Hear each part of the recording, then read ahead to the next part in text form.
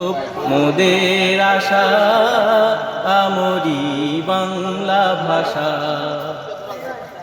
কি জাদু বাংলা গানে, কি জাদু বাংলা গানে, গান গে তার মাঝি টানে,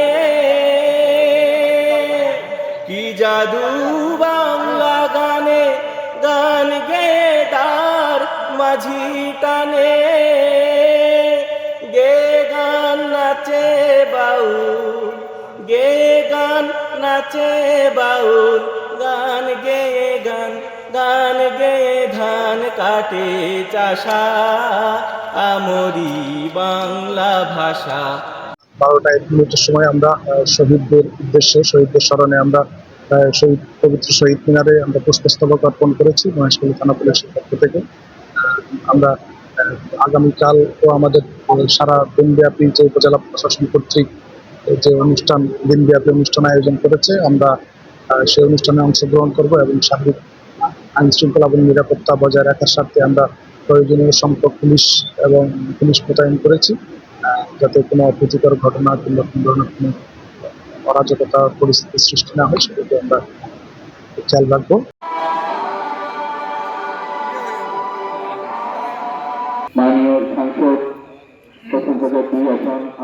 বর্তমানে আমরা যখন আসলে বাংলা ভাষায় কথা বলি তখন আমাদের আনস্মার্ট বলে, মানে আমাদের ইংরেজি ভাষায় বলতে হবে।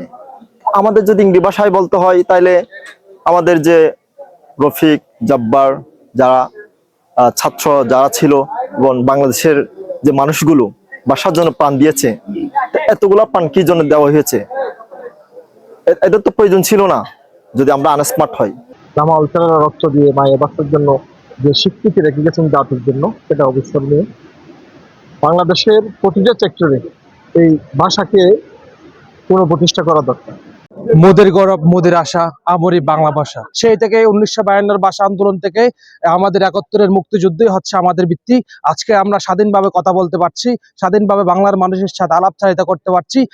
সেই শহীদের বিনিময়ে আমাদের সেই শহীদের আত্মত্যাগ আমাদের বাংলার আকাশে বাতাসে ছড়িয়ে আছে। ত্রিভাষার যে আবহাওয়া সেটা বিশ্বজুড়ে ছড়িয়ে পড়ে, যার কারণে আমাদের সেই শুধু একটা সেদিনকার ভাষা আন্দোলনের জন্য এটা আত্মত্যাগ নয়, বরঞ্চ এটা আমাদের আত্মপরিচয়ের একটা দিন বলা যায়, যার কারণে আমরা এসেছি আজকের এই আবহাওয়াটাকে